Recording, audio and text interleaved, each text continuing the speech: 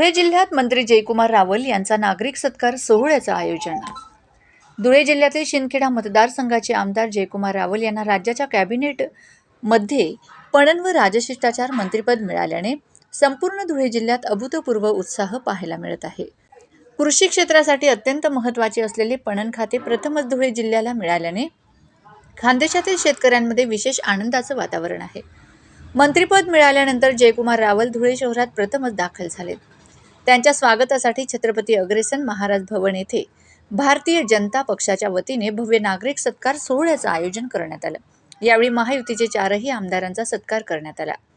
सत्कार सोहळ्याला उपस्थित मान्यवरांमध्ये मंत्री जयकुमार रावल, धुळे शहराचे आमदार अनुप अग्रवाल, साक्रीच्या आमदार मंजुळा गावित, ग्रामीणचे आमदार राघवेंद्र भदाणे, शिरपूरचे आमदार काशीनाथ पावरा, जिल्हा परिषद अध्यक्षा धरती देवरे, माजी खासदार सुभाष भामरे, भाजपा जिल्हाध्यक्ष बबन चौधरी, महानगर अध्यक्ष गजेंद्र अंपळकर, शिवसेनेचे सतीश महाले, डॉक्टर सुशील महाजन, पंकज कदम, अरविंद जाधव, हिरामण गवळी, बाळासाहेब भदाणे तसेच जिल्ह्यातील सर्व भारतीय जनता पक्षाचे पदाधिकारी व कार्यकर्ते मोठ्या संख्येने उपस्थित होते।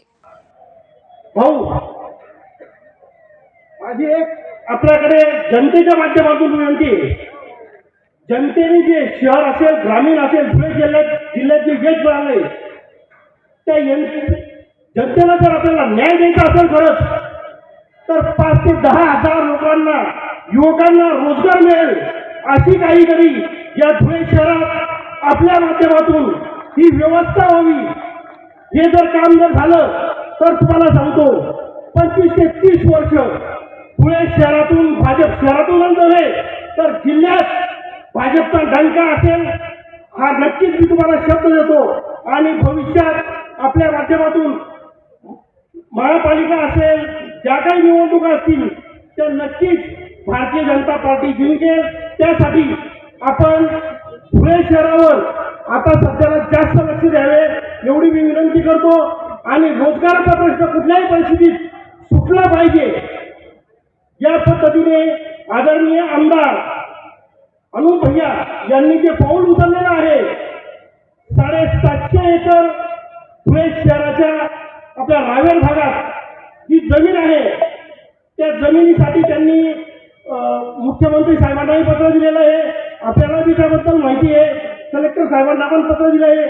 तर त्या गोष्टीवर जास्तीत जास्त काम करून रोजगारीचा प्रश्न धुळे शहराचा सोडला पाहिजे अशी मी विनंती करतो। आणि या धुळे जिल्ह्यामध्ये, या छोट्याशा जिल्ह्यामध्ये 5च्या 5 आमदार ते आपले निवडून आले आणि यांचा सत्कार झाला पाहिजे। माझ्यासारख्या कार्यकर्त्याला राज्याचं मंत्रिपद मिळालं आणि मग प्रेमाचा सत्कार झाला पाहिजे असा हा कार्यक्रम आपण ठेवला। पण सत्काराचा कार्यक्रम म्हटला तर अंपळकरजी सगळेच प्रेमाचे आहेत, कारण लाखांच्या मतांमध्ये आम्ही आलो आणि म्हणून आपल्याला लाखो लोकांचे आभार आपल्याला स्वीकारावे लागतात। खरं तर याच्यामध्ये परीक्षा हीच असते की मंत्रिपद आहे, तुम्हाला कार्यक्रमाला जायचं आणि सामान्य लोक सत्कार आले नाही तर करणार काय?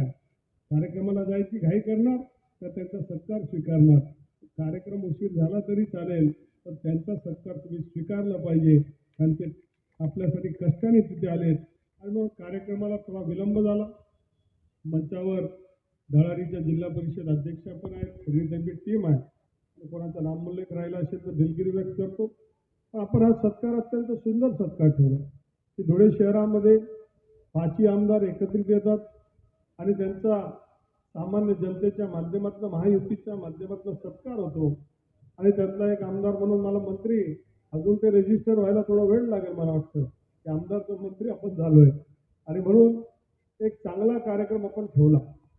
खरं तर मागच्या काळामध्ये देवेंद्र फडणवीस साहेबांच्या नेतृत्वाखाली, नरेंद्र मोदी साहेबांच्या नेतृत्वाखाली दिल्लीमध्ये सरकार 2014ला आलं, महाराष्ट्रामध्ये देवेंद्र फडणवीस साहेबांच्या नेतृत्वाखाली आलं आणि त्या काळामध्ये सुद्धा मंत्रिपदाची संधी, कॅबिनेट मंत्रिपदाची संधी मला मिळाली।